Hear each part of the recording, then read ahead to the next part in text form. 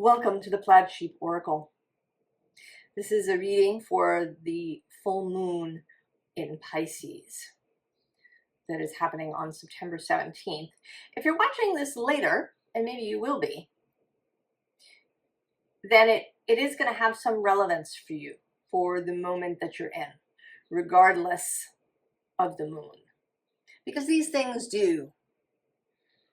Even readings, I don't know if you've noticed that, you can watch a reading that really calls to you, even if it's years old or just for some specific aspect, and it will have something for you.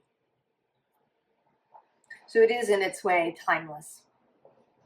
Now this full moon is kind of amazing. The moon is conjunct Neptune and has, a few hours earlier was conjunct Saturn in Pisces. Mercury is approaching the sun in Virgo. So Mercury is in his home space, there to guide the sun. And then there's this triple relationship of Uranus, Neptune, and Pluto. Uranus sextile to Neptune, Neptune sextile to Pluto, and therefore Pluto trine to Uranus. And they stay in this little triangle. It kind of waxes and wanes, but they stay in this little triangle within a 5-degree orb, generally, for several years, really through 2030. It isn't until 2030, 2031 that Uranus really starts to move more than 4 or 5 degrees outside of those aspects. So this, I think, deeply imaginal, deeply transformative, deeply innovative space is absolutely available to all of us. And I feel like this full moon in Pisces, because it's conjunct to that kind of central point of Neptune, is really calling attention and is kind of like a starting point or a first note. So what I've done here, if you haven't watched one of these before, I've pulled cards for each sign. I haven't looked at them. And I'm now going to do a little collective reading for all of us with the underlying cards. So, beautiful, starting. Possibilities. Possibilities.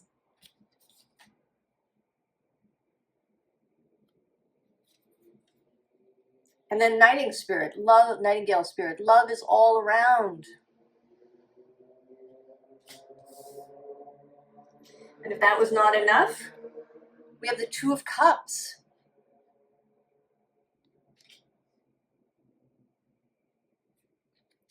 And then this Two of Pentacles, which to me always feels like the magician's apprentice. Learning how to,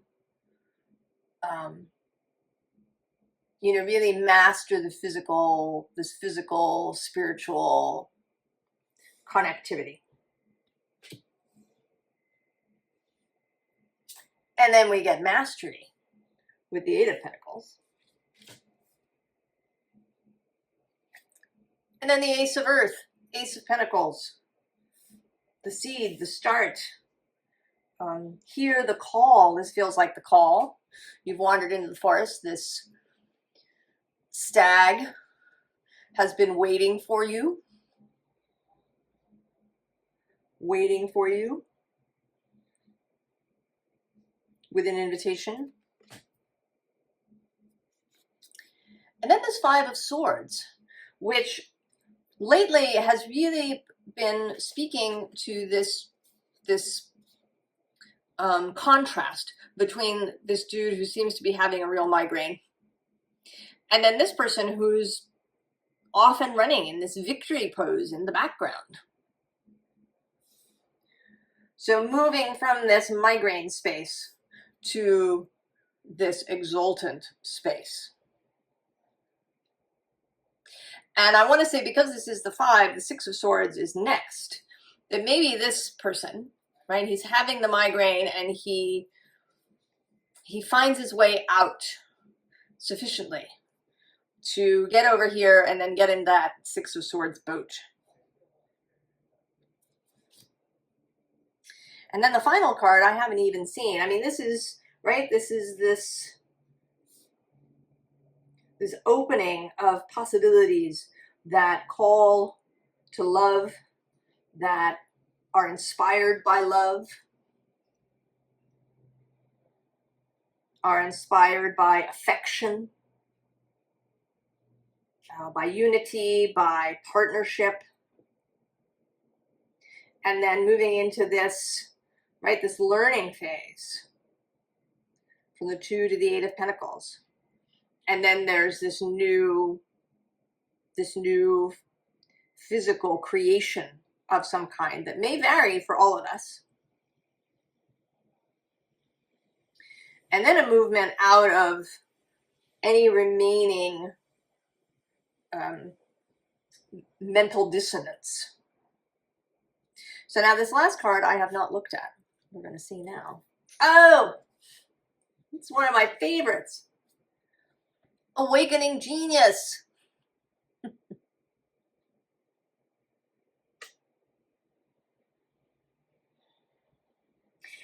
And this is feeling like a collective genius. We are talking about Pisces. That is the most collective of the collective signs. It is the sign without borders.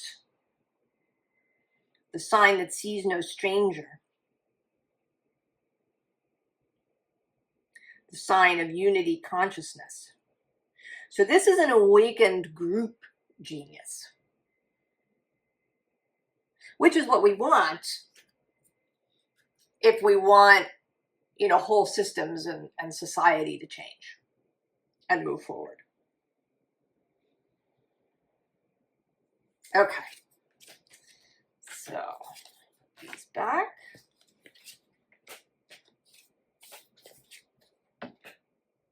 So that is all really auspicious, I think you will agree.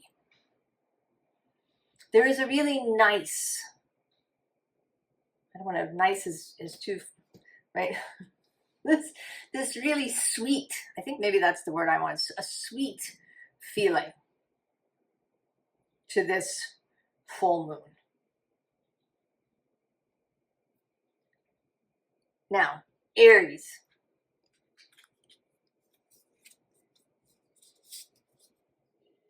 Mental clarity, how nice is that? I could certainly do with that.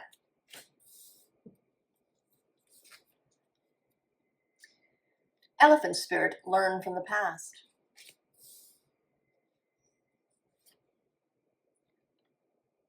Contemplation. The sun, more clarity.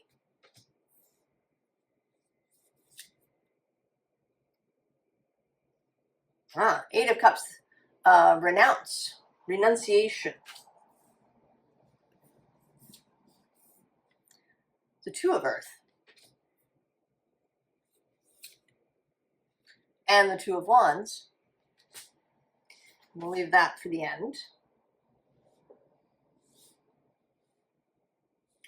Well, so there's definitely this sense of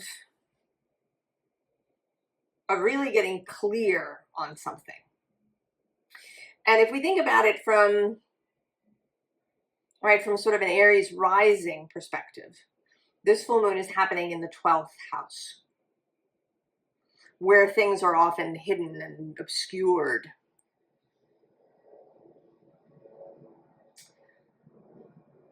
So that this moon, and perhaps because Mercury is down there near the sun in Virgo,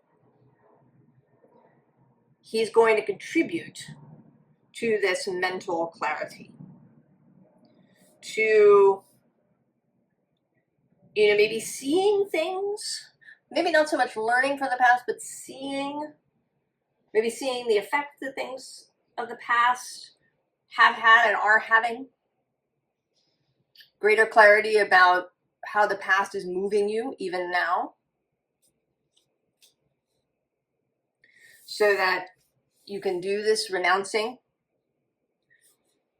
I actually listened to something this morning that I think is relevant here. Allowing yourself to feel something, but not believing it. So if there's something in your past that makes you feel, right, there's a feeling of powerlessness or a feeling of unworthiness or a feeling of failure, or, you know, that you can allow yourself to feel that so it doesn't get all stuck up in your body, but you don't believe it. You know that you can feel this way, but it is not true.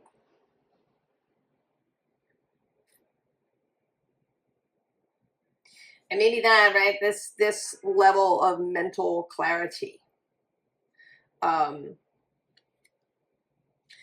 this contemplation sort of, you know, has that feeling a little bit of being able to witness these things.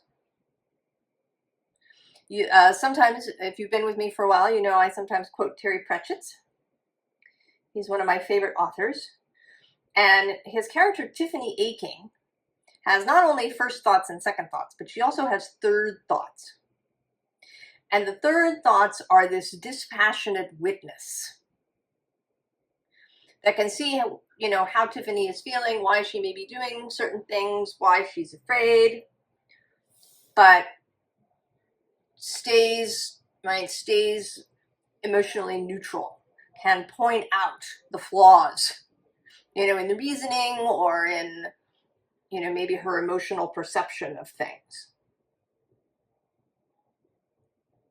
So the ability to not be reactive, to allow yourself to feel, but not believe.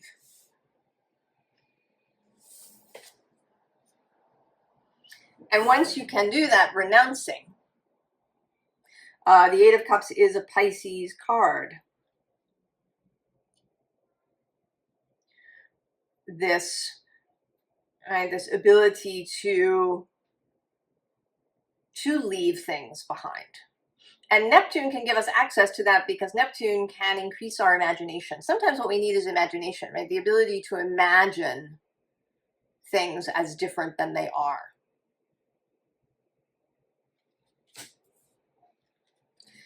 And that leads us to the Two of Earth, to the ability to, right, to do this magic, to move in the physical world with this spiritual perception. And then the Two of Wands, to be optimistic, to expect the best to arrive, to look forward to things, to be eager for what is next. And then our final card, oh, I knew it was going to come out. Waking the Lion.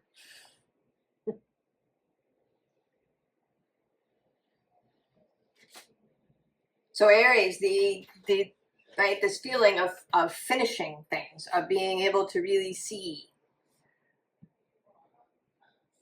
and to separate so that you can truly finish things. Or that even if they, you know, come up again later, you know, in some context, that you just know them for what they are. You don't even, you know, you can just, right, that they don't have their hooks in you. Oh, Aries.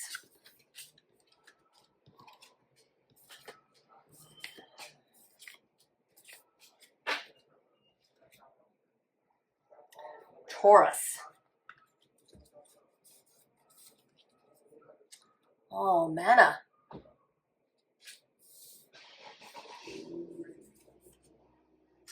Eagle spirit. Spirit has your back.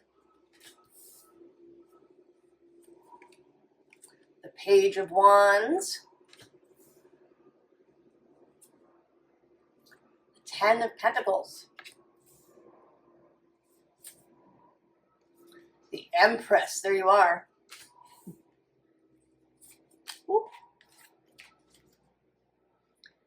The Seven of Air. And ooh, the Ten of Wands. We'll leave that to the end.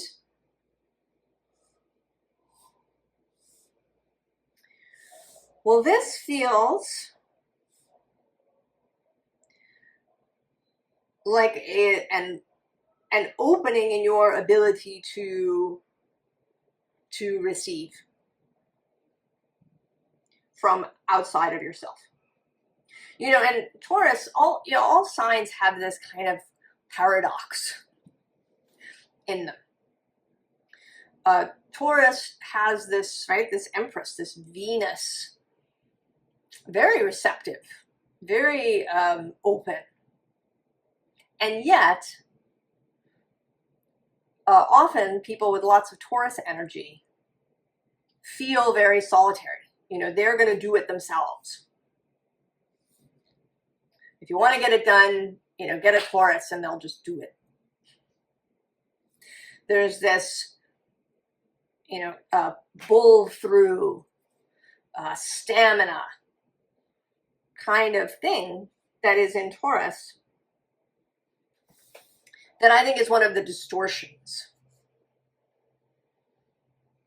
You know, when we, I don't often hear astrologers talk about this occasionally, that it's very important to remember when you're, you know, say reading the interpretation of, you know, Venus in Taurus or Venus in Aquarius or, you know, whatever interpretation you're reading, that you remember that it may have a lot to do with whatever current zeitgeist you're in. You know, while it probably borrows from the past, and even the past, right, traditional interpretations are colored by that time period, what was happening socially and politically during that time period.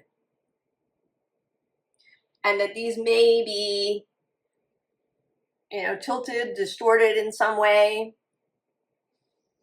And I think that some of the energies have, that has happened. And that for Taurus, this kind of push, plod through thing, as opposed to, you know, the way that the earth and nature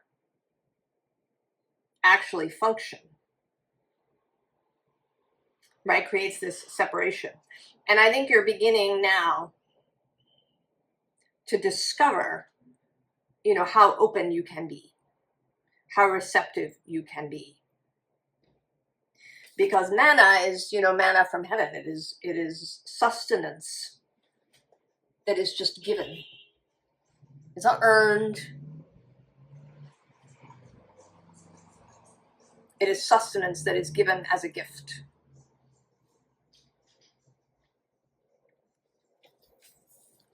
Right? And then Spirit has your back. Maybe you're really beginning to feel the support of the non-physical in ways that you haven't before. Maybe you're able to sense that presence because it's here. It's not, Spirit is not over there somewhere or up there. It's here. Like everywhere is here and here is everywhere. Spirit is here now. There is no over there. And maybe you're really beginning to feel that. Because then we have the Page of Wands, this spirit of beginning, of inspiration, of excitement. And also the Ten of Pentacles, other people. I think other people, community, may start to take a change on for you. And for Taurus rising, this full moon happens in the 11th house, which is kind of about broader community, the, you know, the friend group as a whole. you know, the structures of the community around you. And that perhaps you're beginning to see them in a new way. Maybe you are open to support from them in ways that you haven't been before. Right? Taking on this mantle of the Empress, who is, you know, very receptive, open to gifts and love just because, not because there needs to be some sort of reciprocal thing going on. And then also the Seven of Air, finding yourself with people with whom you have an intellectual relationship, an intellectual simpatico. You know, they don't have to have all the same opinions and beliefs as you, but there's a similar, you know, perhaps way of looking at the world, or a similar way of understanding, of learning.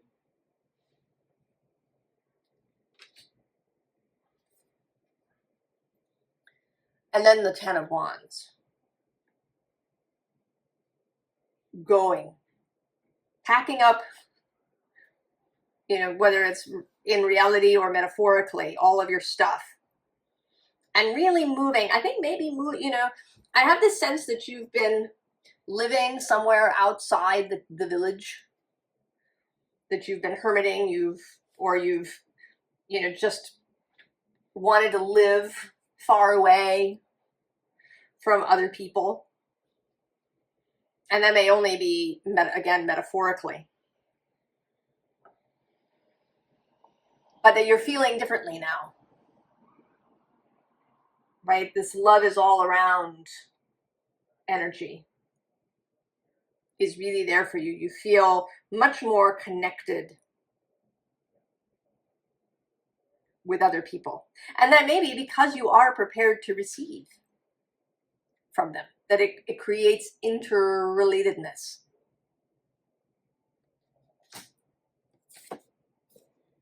Oh, a merry motive. So having fun, right? Doing things because they're fun and interesting, not because you have to, because you're obligated to. Right? There's a real lightening, right? That's another meaning for the Ten of Wands, dropping the load. There's a real lightening of your load, Taurus, that I feel here.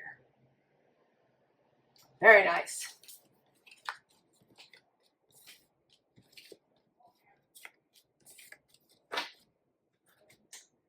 Gemini.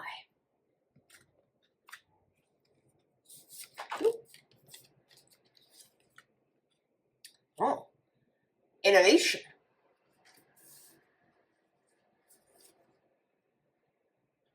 Skunk spirit, know your worth.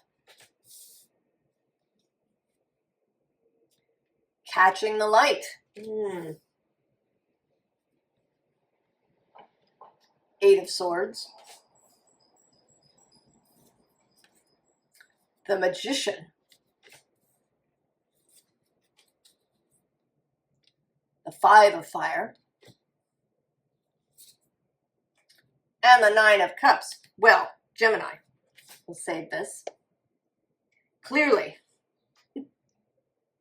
you are knowing your worth. You know that you have skills, that you have good ideas, that you have the ability to create change and to do it well. With the Magician, to create,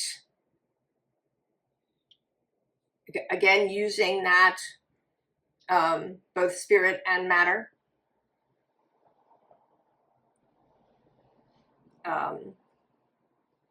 Right, with this catching the light, the ability to connect to your genius, to your muses, to spirit when you are in a creative mode. And actually this Five of Wands is kind of feeling that way too. Sand Tarot, if you watch it, often describes this as a sort of student energy.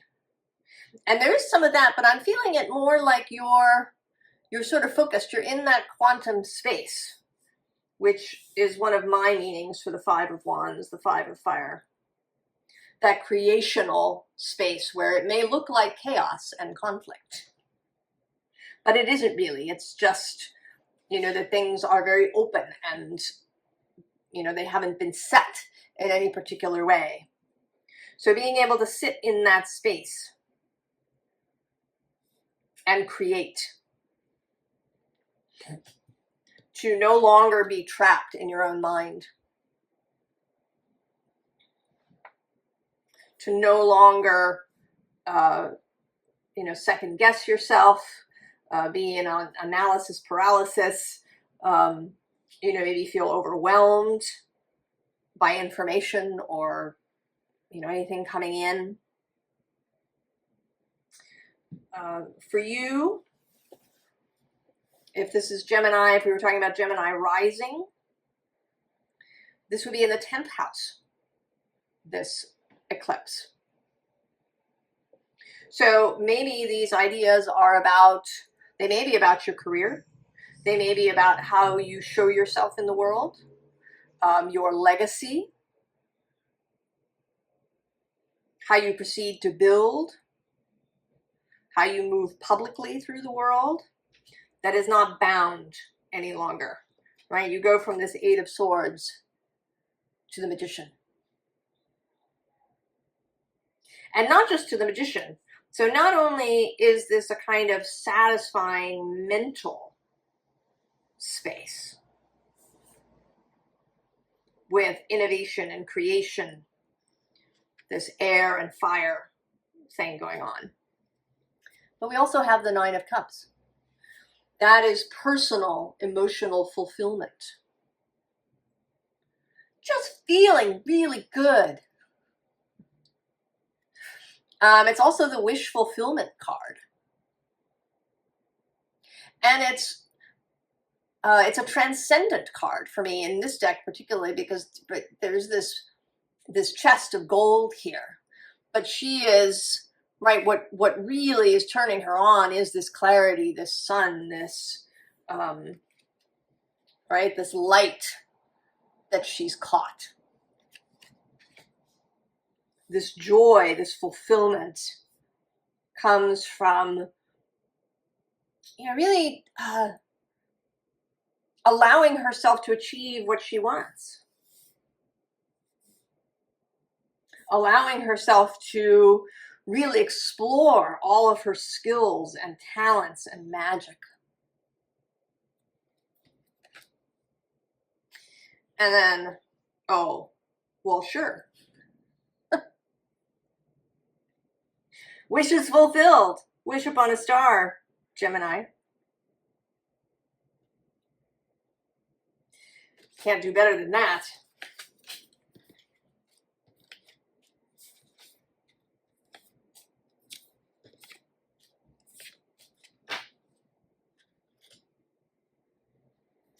Cancer.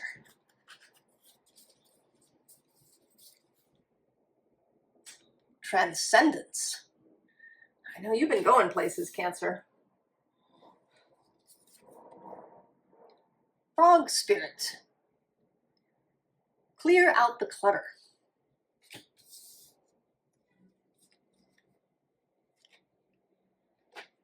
The Dryad of self-empowerment. Temperance. Seven of Wands, valor.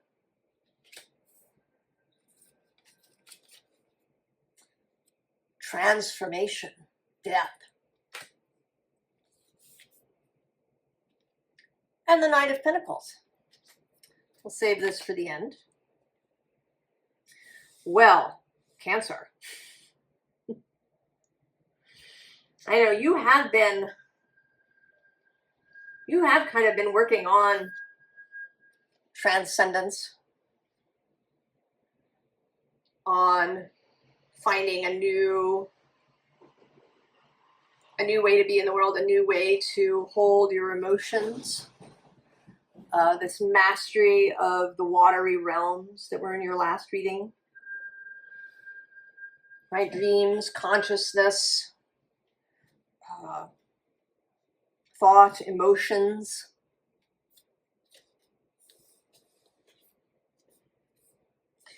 And interestingly, right, this is 28, which is 10. And this, I'm thinking now of the 10 of Cups. And maybe I'm thinking of the 10 of Cups, not just because of the 10 in the water, but because this full moon is happening in the final decan of Pisces, which is usually connected to the 10 of Cups. So that is not just personal, but group emotional fulfillment. And maybe some of this clearing out the clutter is emotional clutter. Being able to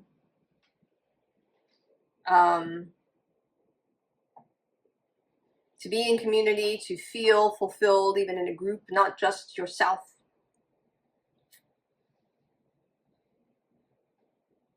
This is, if we take Cancer rising, this is happening in the 9th house,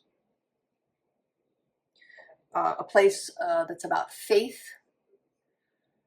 about spirit, about transcendence, about the wider journey, about advanced learning, right? Empowerment in this watery space, the joining up of earth and sky, of the mundane and the sacred.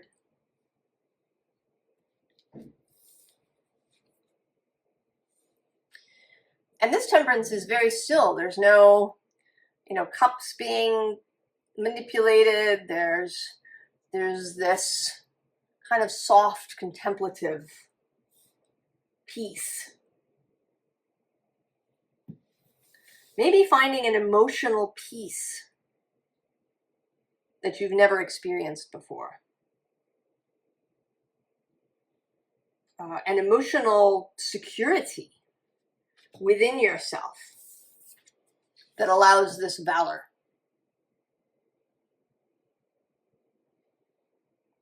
This willingness to really go out there. No burying yourself in the sand or hiding in your shell or,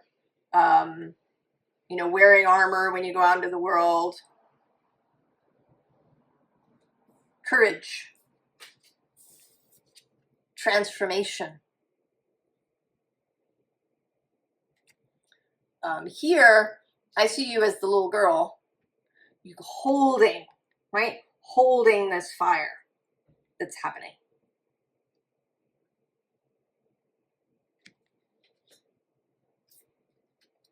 And then that allows for this building energy of the Knight of Pentacles.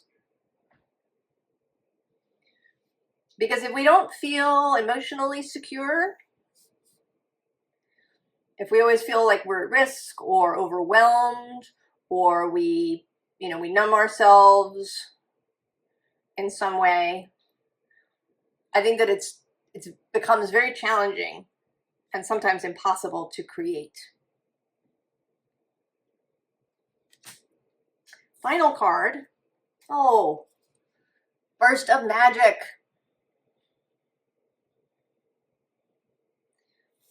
So perhaps this, right, this is happening also, 9th house, also trine Cancer, right in the watery realm. So you may actually feel that it happens suddenly, that you go to bed one way and wake up another. Like there has been a burst of magic. Right, transcendence. Oh, Cancer.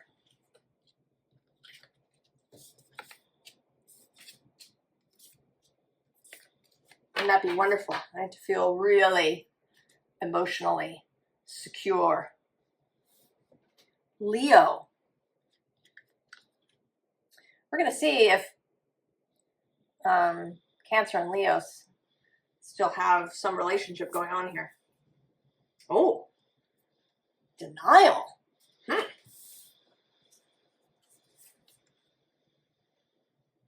Buffalo spirit, the abundant universe provides. Is that what you're denying? The Hermit. The Five of Cups. Oh, and there's the Ace of Pentacles, the root of the powers of the earth.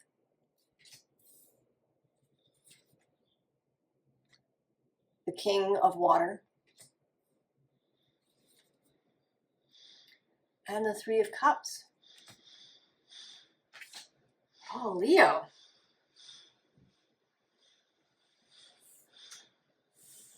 Huh.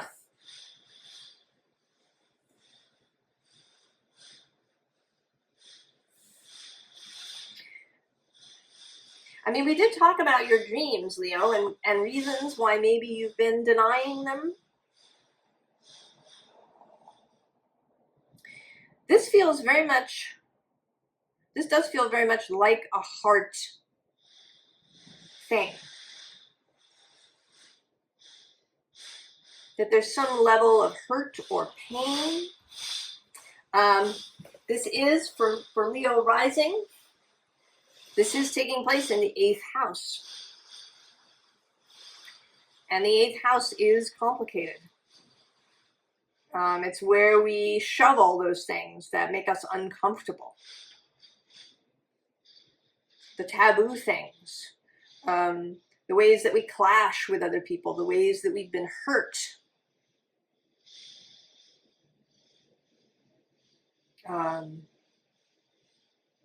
It can even be, I think, sometimes an energy that we find really painful.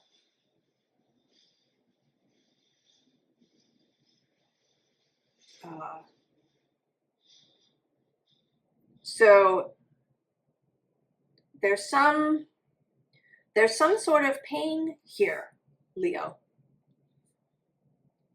right? Of self-denial, or maybe feeling that other people have denied you, that you don't actually believe the abundant universe will provide, that you have cut yourself off.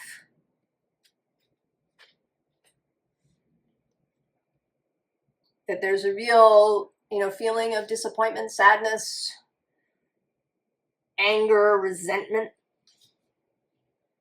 But we also have, right, we have this seed. And we have the King of Water. And this is feeling now a little bit like this Mars in retrograde that is going to happen a little bit post this full moon.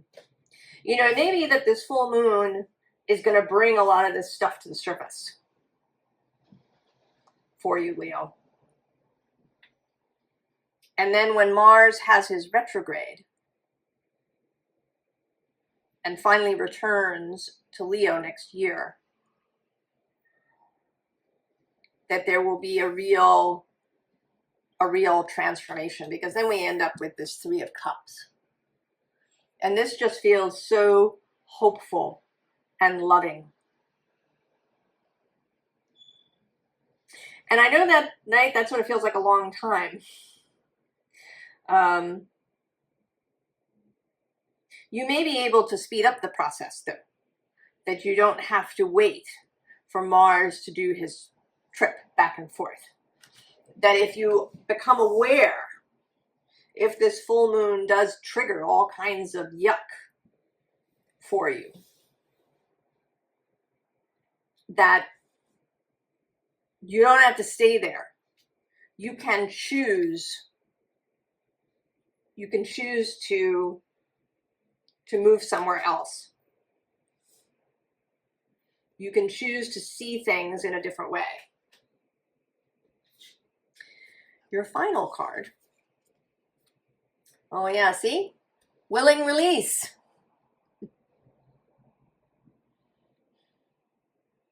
the willing release that is necessary for this stuff that you've been holding on to, Leo.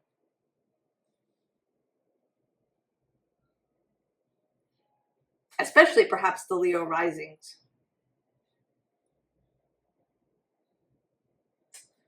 I'm gonna pull you an extra couple of cards, Leo, because I think you need them.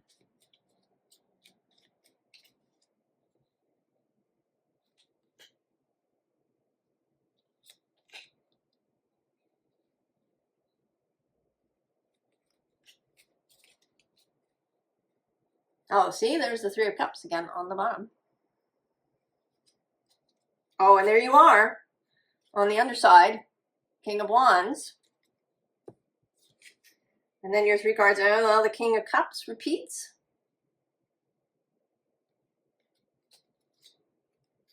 The Four of Wands, joy, the building of new relationships. And then the Nine of Wands.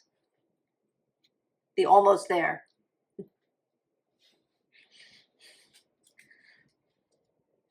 Oh, see, and below the Three of Cups is the Ace of Cups.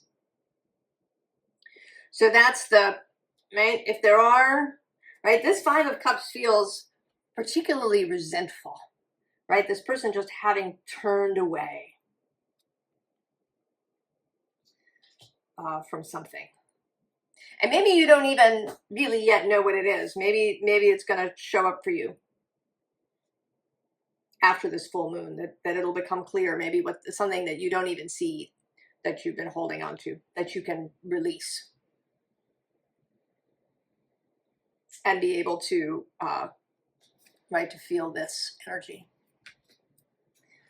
Oh, Leo, you're having a lot. All that retrograde action in your sign the last couple of years. Virgo. Oh, evolve. Big Spirit. Use your mind wisely. I think that's easy for you, mostly. Kingdom of Old. The Ten of Swords. Oh, Six of Swords. Earn success.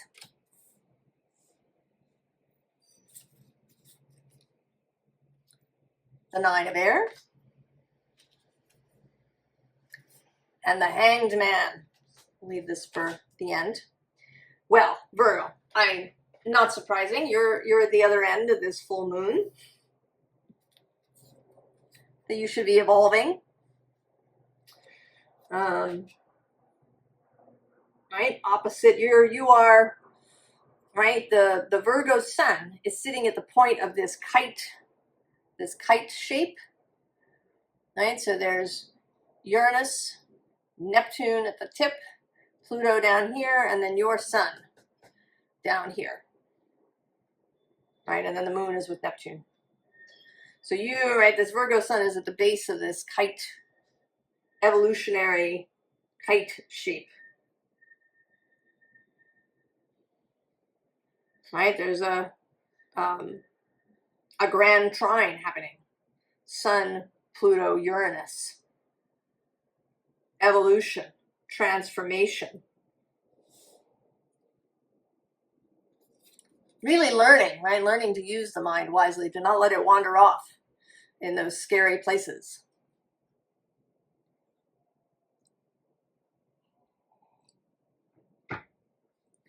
Not let it hold you hostage or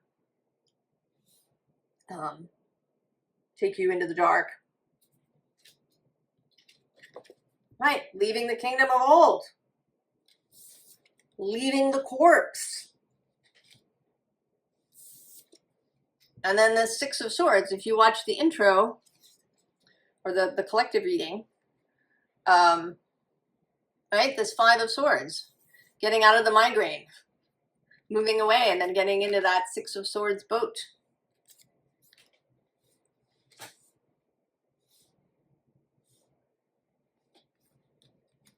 And then this Nine of Air, which is not like the Nine of Swords, where it doesn't need to be. It often feels like the World card. And here that, right, all these possibilities, that there's so many possibilities.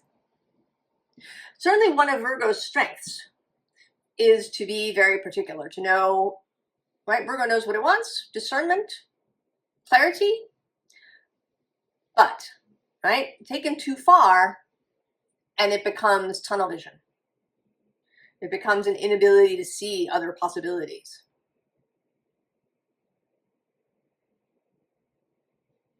This, right, this Pisces full moon reflecting the Virgo sun can show you perhaps a whole lot of other possibilities. And then, of course, the Hanged Man.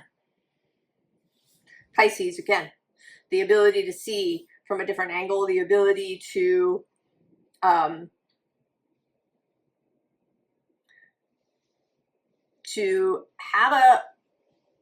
a learning experience. You know, we talk about the Hanged Man sometimes as a timeout, but really it's a learning experience. You are, like, the Hanged Man is up there engaged in a learning process. And it may be the ability to hold paradox, or to be able to, certainly to be able to see things from varying angles, but that also opens new possibilities. It may open new psychic gifts. What we might call spiritual skills, to go with your very earthly skills. And finally, oh, the royal you, Virgo.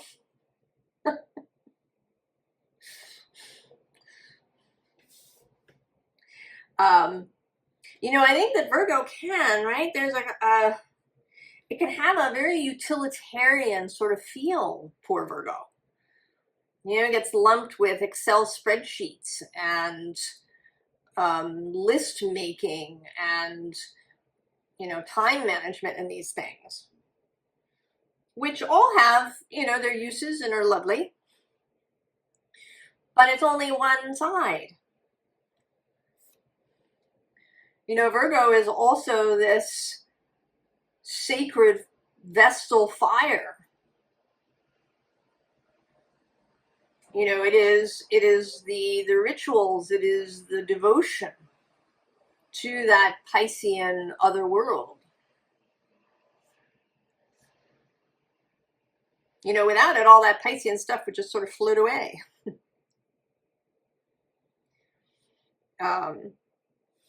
You know, so proper self-respect, proper understanding of your whole magnificent self, Virgo. Right, your evolution into something grand and cosmic.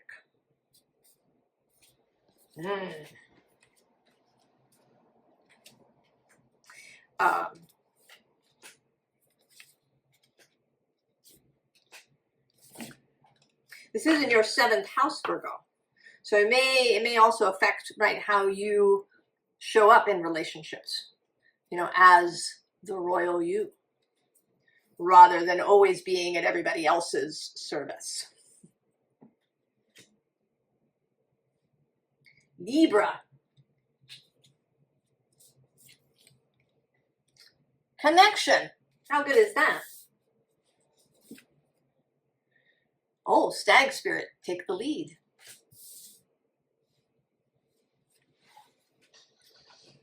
Two of Swords. 5 of Swords. Oh, 5 of Wands, strife.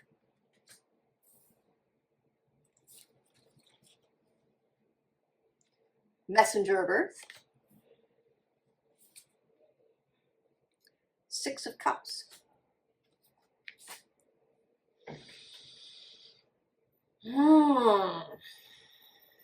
Libra.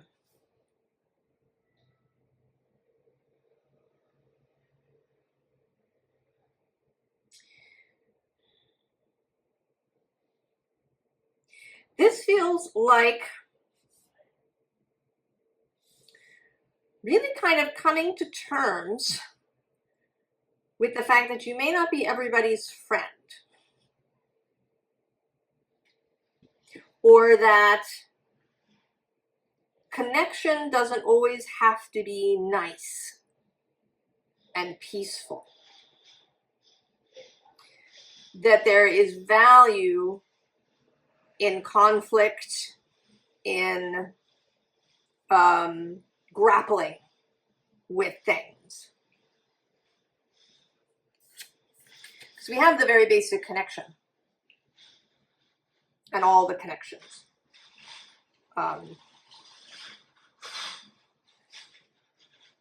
This is in your 6th house, Libra. So the house of the doing stuff, getting things done, the daily life, everything that you do in a daily way, everything that you do to hold, right, to hold body and spirit together.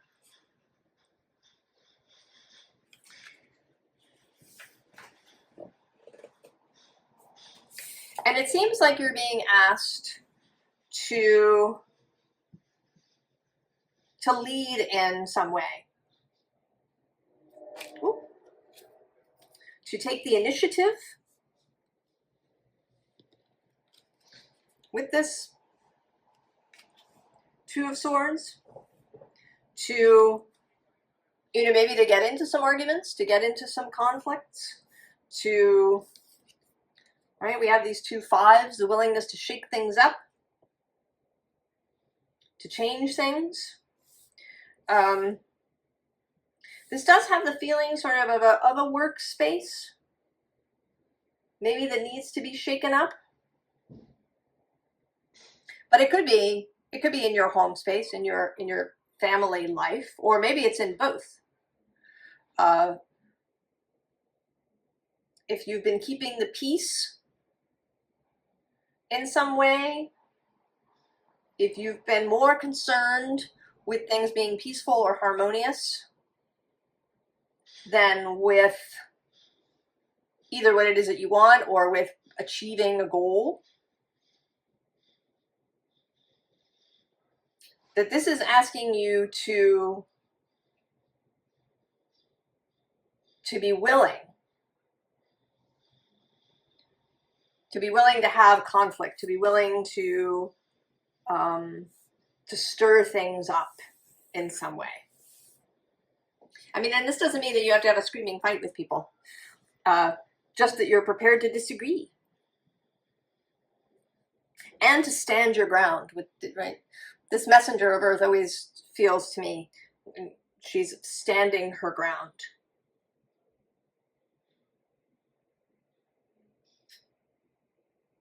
And she is someone who gets things done. She's the Knight of Pentacles. She is solid, she's dependable. And she is loyal, but what we don't want is blind loyalty. We want loyalty with discernment.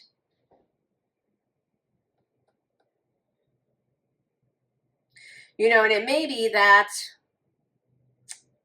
grand trine that's happening between the Sun and Uranus and Pluto that is actually what is really relevant for you, Libra.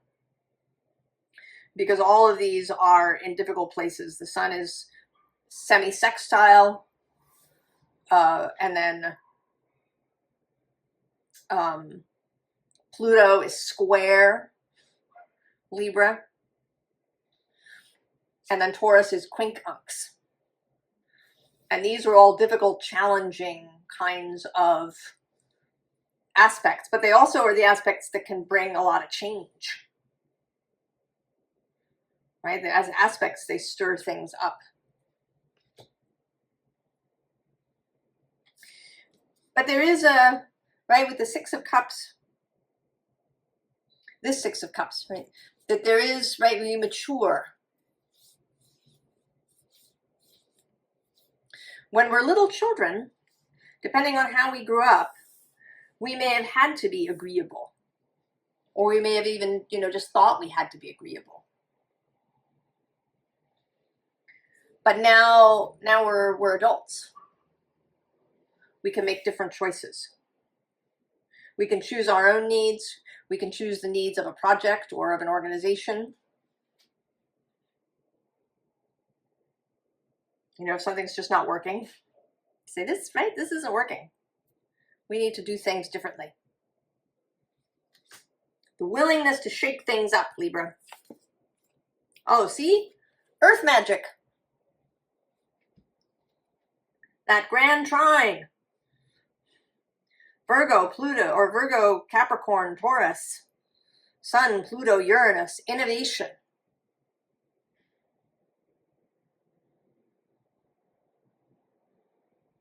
Innovation in the physical realm. Changing up your daily life.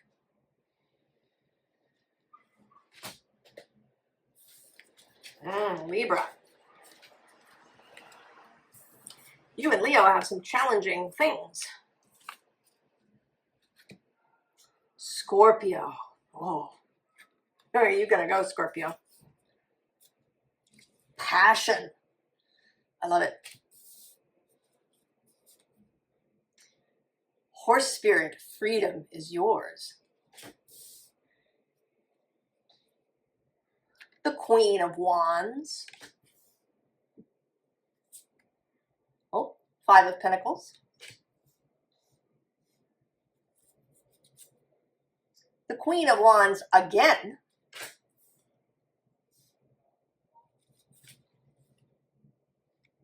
The Five of Earth again. What is up, Scorpio? And then the Page of Swords. We'll leave this for the end. Well, Scorpio, if you have any feelings of scarcity, isolation, victimhood, little match girl feelings, being left out, and Scorpio, I was saying in the Taurus reading, the Tauruses often feel like they have to do it themselves. And I think that Scorpio can have a little bit of that too. There can be a level of mistrust that happens.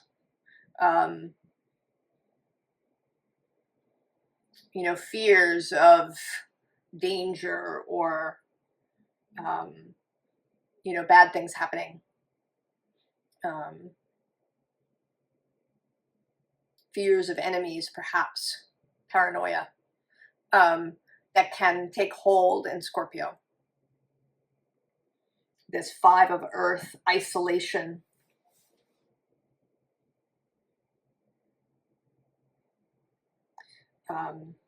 Loneliness, pushing people away. If you've had any of this going on, this full moon wants to clear all that out. All right, we've got passion, freedom, and then the Queen of Wands, twice. The pinnacle of embodied passion, sensuality, inspiration.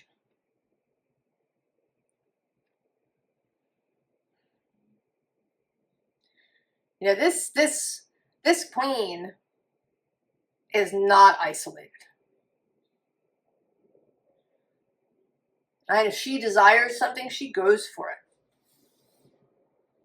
She's not going to hang out in the wings. She doesn't have, kind of underground fears. She has no sense of victimhood.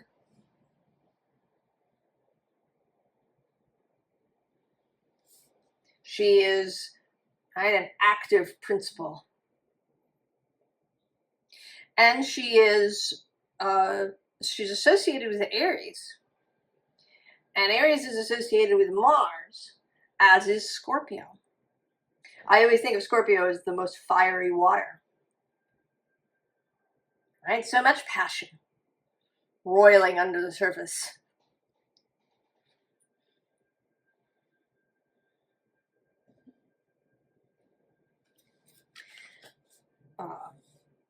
And Mars, also later this year, is going to be doing this retrograde through Cancer, which is trine Scorpio.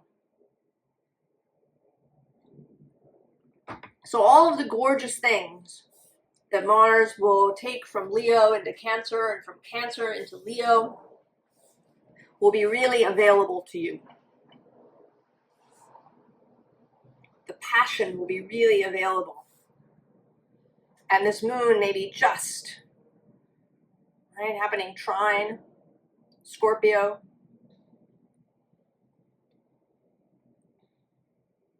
Pluto is sextile you now. Uranus across the way. Neptune in another trine. Innovation, transformation, Phoenix energy, Scorpio. And then we have this little happy Page of Swords with some sort of new piece of information. I don't know what it is. Something's coming, Scorpio. Oh, look at that. I'm not even going to say anything about that. Scorpio. Scorpio. So good.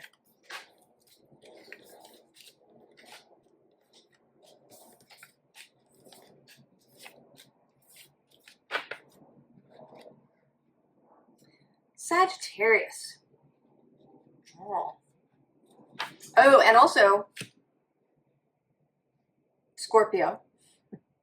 This is happening in your 5th house. So all sorts of fun, sex, happiness, joy, play. Okay, Sagittarius for real. Oh, that's interesting. Greed.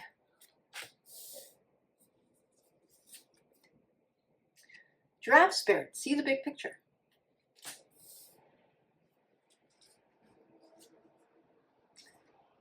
Cameo appearance.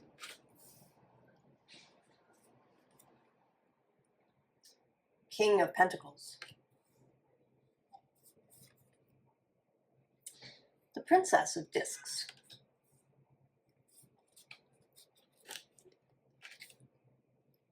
The 8 of Fire. I wondered if it would show up. Oh, and the King of Pentacles again.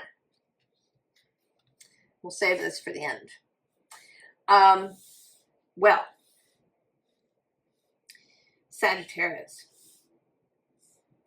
There seems to be something here about resources.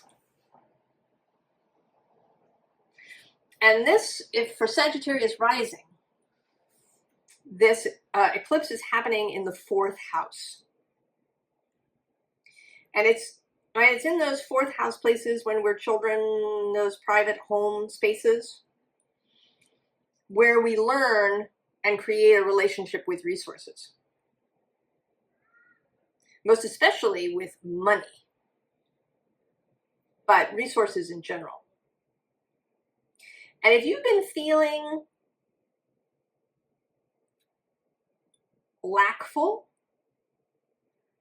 and maybe a little resentful, you know, feeling like there's a lot of greed in the world, that people are greedy, and maybe if you've been worried that if you really go for more resources, if you go for more money, if you, you know, seek to manifest these things, that makes you greedy.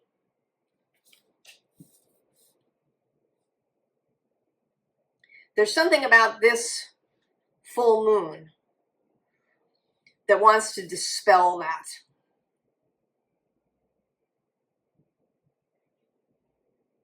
And I think that Uranus, Neptune, Pluto little triangle that's happening has a lot to do with it.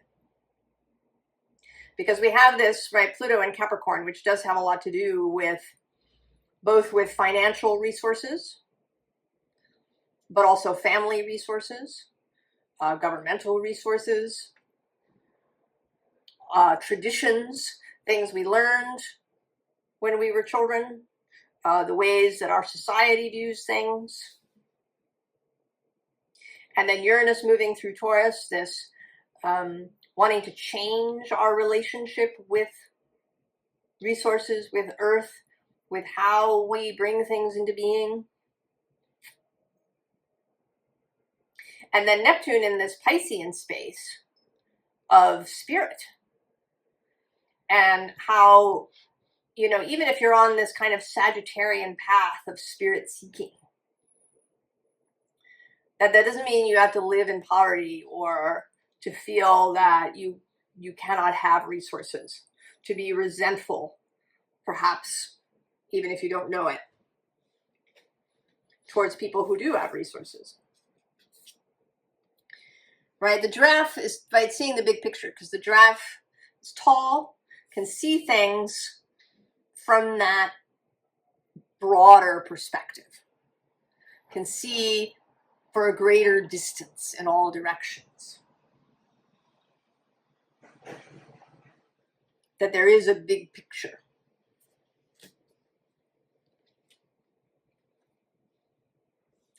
This cameo appearance feels like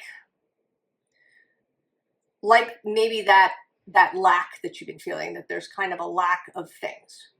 Maybe it's even been a lack of opportunities, a lack of things showing up for you, a lack of direction. It just feels, you know, kind of blank.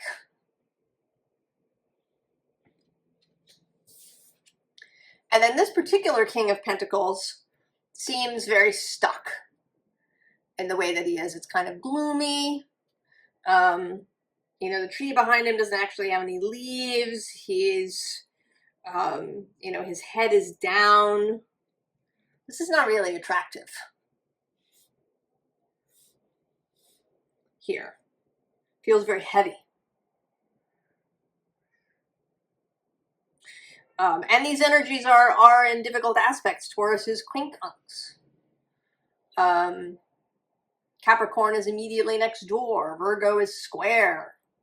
Pisces is square.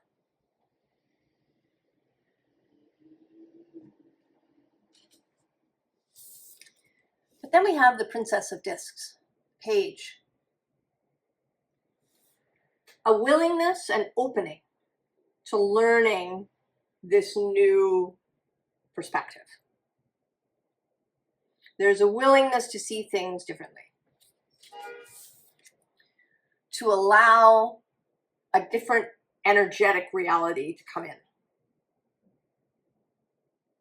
And this is your card. The Eight of Wands, the Eight of Fire. The willingness to allow a lot of energy to arrive. You know, you may, although you're Sagittarius and all fiery, you may actually have a low capacity for resources. You may have a low capacity to receive. You may be really good at sending energy out, at rushing into places, at doing things. But you may not be so good at receiving. And this is a more receiving Eight of Fire. She's, you know, this fire isn't moving all that rapidly. She's not rushing. The panda is not this fiery, fast steed.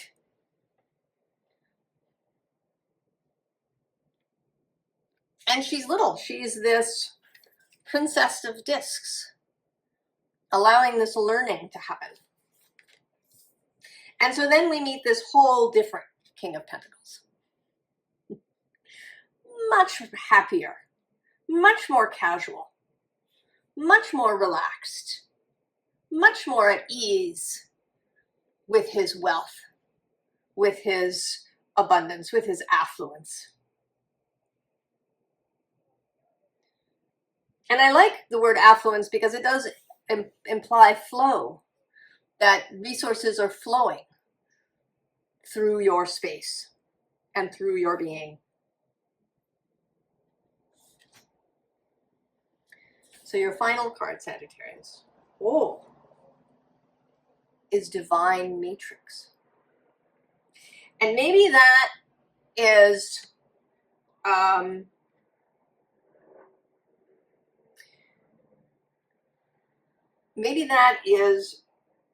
the crux of it. That if you see these resources, particularly money, perhaps, as very finite, as hard to get, as needing some kind of force, whether it's having a job or demanding a promotion or demanding a raise, or that there's some sort of force of some kind involved, and that it's really hard,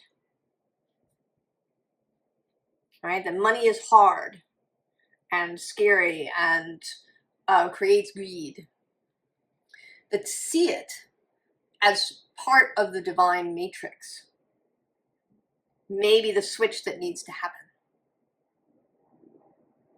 Taking on, and I don't want to say that it's a spiritual thing in the way of, oh, money is just energy.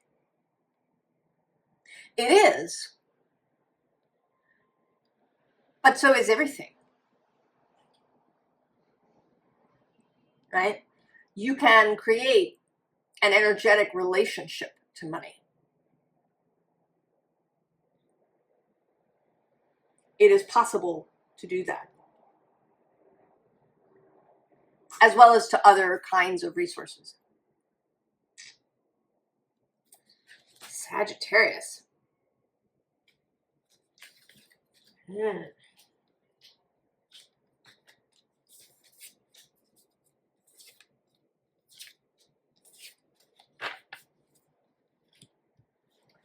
Capricorn.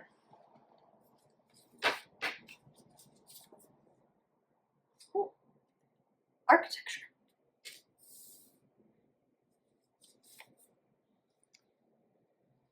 Flamingo spirit, embrace the in-between.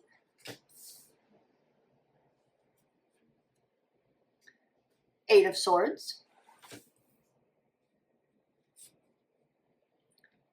The Hermit.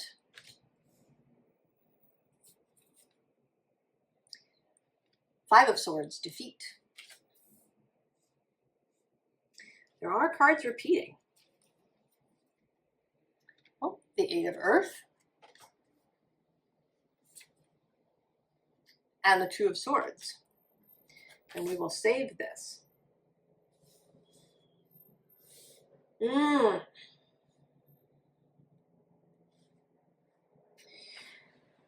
This speaks to me of some sort of frustration in the building of something. And this is for Capricorn rising. This is in the third house, the house of communication. Also the house of those immediately around you. I also think of it as the house of some of the mundane too. I mean, the sixth house tends to be, I think, the practices, the things we do, the daily life, our health, these things. But with the ninth house being, spirit and religious ideas and spiritual ideas and this kind of seeking energy, I think of the third house as being a little bit more of the mundane in that way.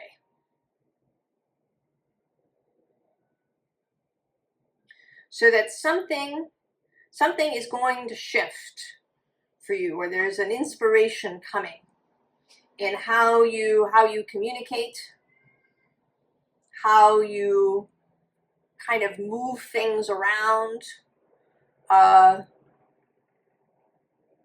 you generate ideas even,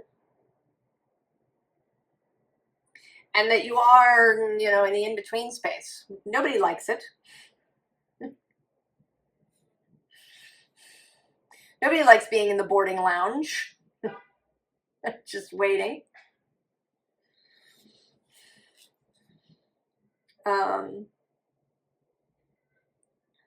But it is there, and here actually this Eight of Swords too feels like more of this in-between space.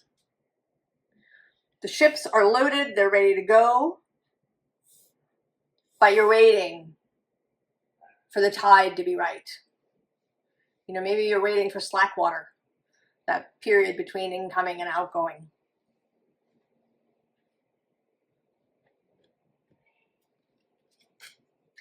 And there's an opportunity here. We see the Hermit, this Virgo energy. Maybe there's an opportunity for refinement while we are here in this waiting space. That there is an ability to refine, a time when we can refine some things.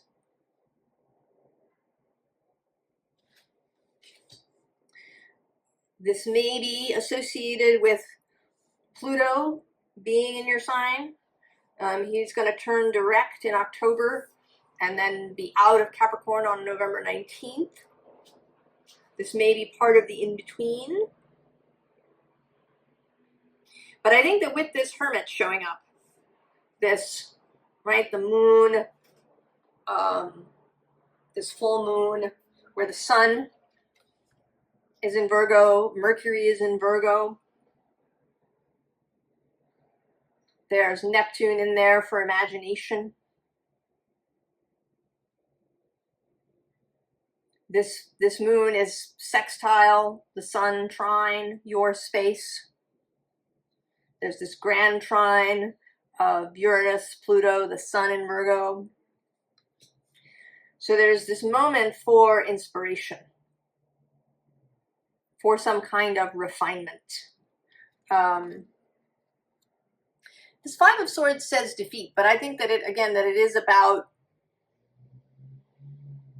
maybe about going through some thoughts that you've been having and culling things that don't need to be there. Maybe, you know, maybe this is an opportunity. Maybe there was something in there, in whatever it is that you're trying to build, that wasn't quite right, or that could be better. And then with the Eight of Earth, just to really enjoy this. You know, I'm thinking now of a knitting metaphor. When you are getting ready to knit something, you do something called a gauge swatch, where you take the yarn that you're going to use and the needles you're going to use, and you knit a little piece in whatever the stitch pattern is. Because you want to know how many stitches there are to an inch, so that you know that you make enough and not too many for the garment to fit you. Right? You have to know what the gauge is. And knitters find this very frustrating. Right? I just want to get to the project. But another way to look at it is that this is kind of, it's like a really nice moment. You know, especially if you've never used the yarn before, you get to use it for the first time. You get to really see how it works in a smaller space. You may even decide, you know, that it's not the yarn you want for this project. You thought that it really was, but once you see a nice big piece of it, that it kind of doesn't work. You know, it's too drapey or not drapey enough, or you just can't get that stitch count to work for you. And whereas if you just started the thing, you could have you know, knit half your sweater before you realized, and then you'd be even more frustrated. So with the Eight of Earth, this particular Eight of Earth, the joy of the work,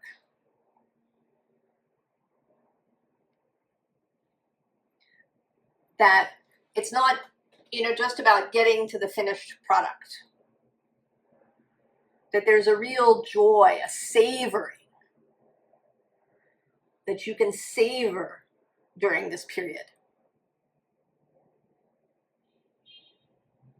That you can learn things, that you can experiment maybe before the thing is launched or out there or finished in some way.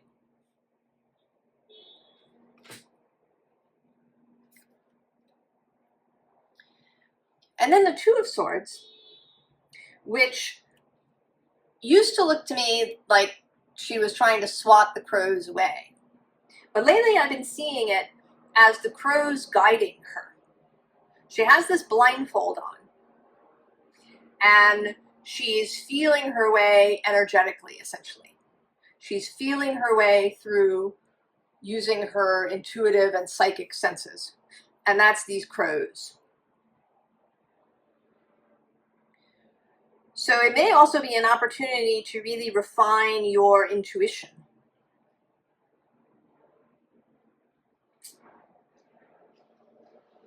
To refine, you know, the initial next steps. Your last card. Oh, see? The uncharted sea, Capricorn.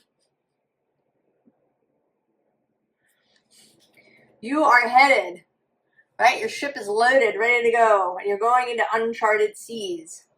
So this is a great opportunity to make sure that the boat is seaworthy, that you have all the provisions that you need, and that you feel clear so that you can wayfind in the uncharted sea. Enjoy the in-between as much as possible, Capricorn. Aquarius.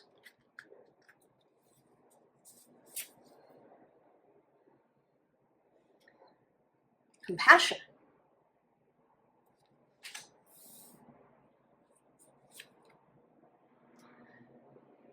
Swan Spirit, time for a deep dive. Walk with me.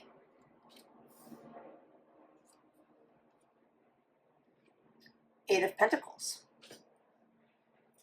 Things are repeating. Oh, 10 of Pentacles. Wealth. The Queen of Water. Ah, there you are, the King of Swords. We'll leave that for the end.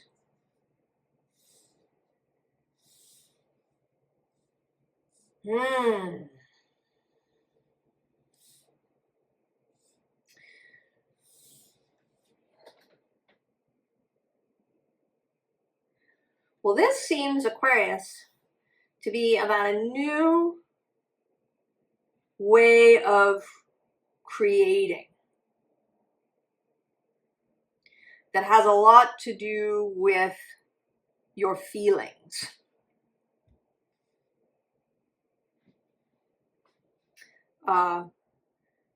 For Aquarius rising, this eclipse is in the second house. It is semi-sextile, immediately next door. It is asking you to consider skills that maybe you haven't been all that comfortable with. Really watery, feeling-based skills, right? A deep sense of compassion for self and others. And really feeling that. Not just intellectualizing the idea that you you know, feel for someone else. But allowing yourself to really feel it, to dive deeply. I want to say that it is Pisces and the moon and Neptune in particular here who are saying, walk with me. Walk with me, Aquarius. Come to the river.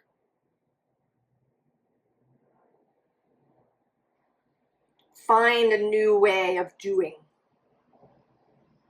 here by the river.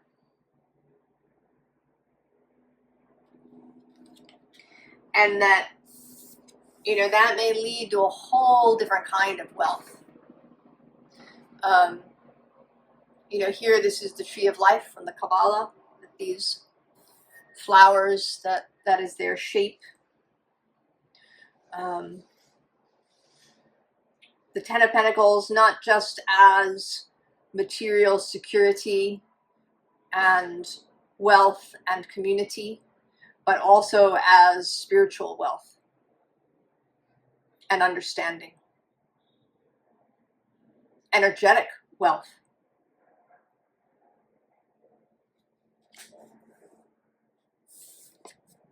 And then the Queen of Water. This Piscean, deep energy. Going and sitting in the deep. There may be something here about a ritual, perhaps about a meditation. If you know, maybe taking a bath on the night of the full moon. Doing water magic, infusing water.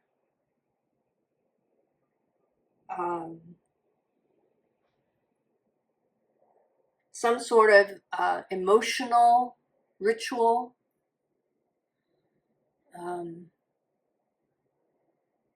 You know, being with people that you love. Telling people, I love you. Right? This meeting of the King of Swords and the Queen of Water. Allowing yourself to really go into her space, to see from her perspective,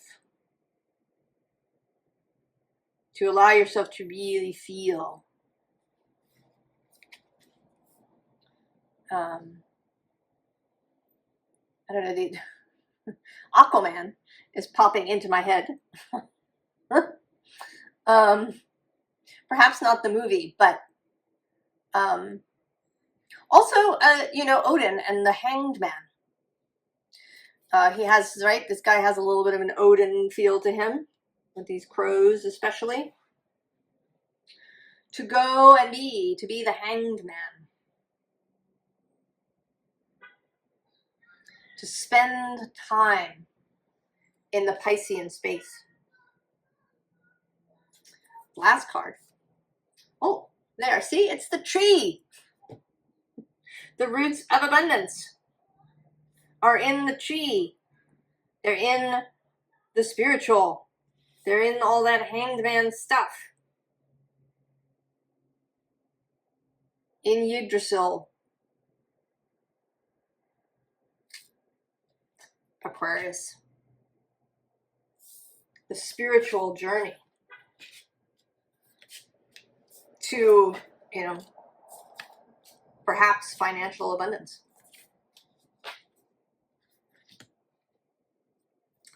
Pisces. Last but certainly not least. Illumination.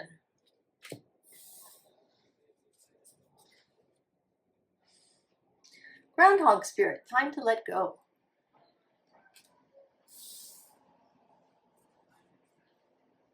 The Ten of Swords, confirming that.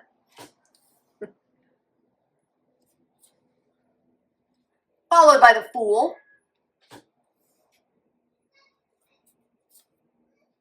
The Queen of Cups. There are a bunch of cards repeating through these readings.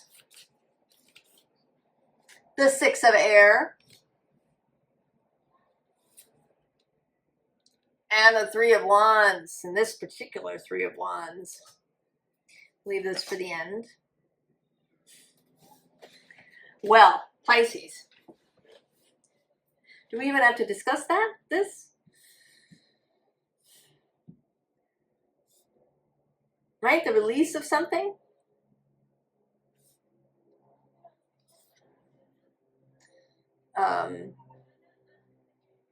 Right? That something is lit up in your mind. Lit up in a way perhaps that it never has before. That allows you to do this letting go, to get up off this bed of nails. And to be the Fool. To be the Queen of Cups. She usually goes with Cancer, but I think all the court cards can be, you know, all the signs. This embodied emotion. So we don't have the Knight of Cups here, who usually goes with you. This is a more mature energy. Right? The feeling of things in the body. Of knowing yourself, of feeling yourself to be all that you are.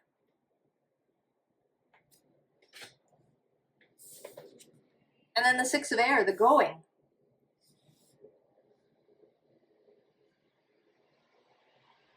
And this is a, you know, sort of very multi-dimensional Six of Air. This ship that's kind of going both backwards and forwards and traveling through the sky, but through the water, and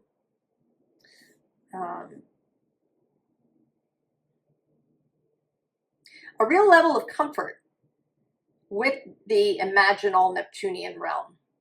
You know, I think we make these assumptions that if someone has a lot of Pisces, say, energy, you know, maybe they have 2 or 3 planets in there, that they have mastered that element, that they're comfortable there.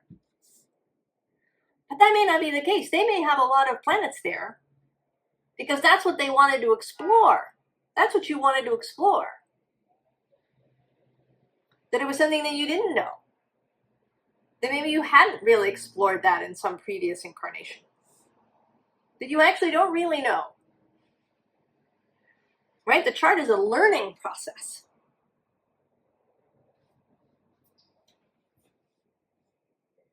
So it may be that up until this point, you've been really uncomfortable, kind of in that Piscean spiritual realm. Maybe you found it overwhelming or really confusing, that you couldn't, right? That you had times when you didn't know what was real and what was, you know, just in your mind. And Neptune's passage through there, I think, has exacerbated a lot of this. You know, Neptune is beautiful, and dreams and imagination and creativity and love and all of this gorgeousness. But it can also be delusion and addiction and confusion and getting lost. Feeling, you know, like there's no anchor, there's nothing to hold on to. You're just out there in the open, uncharted sea with no idea where you're going.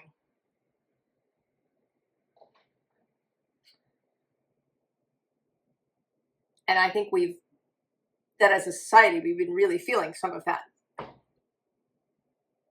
But you Pisces, you're really gaining some real embodied mastery. So much so that now you are ready to surf. Surf the waves of consciousness. Surf the waves of magic. Surf the waves of emotion.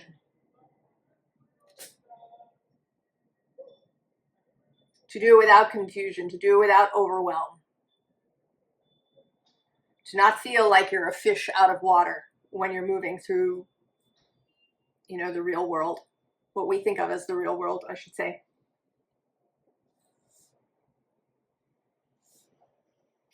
Right? It's like Neo when he goes to see the Oracle.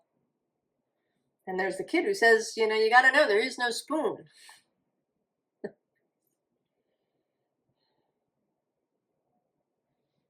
So your final card. A powerful move, Pisces.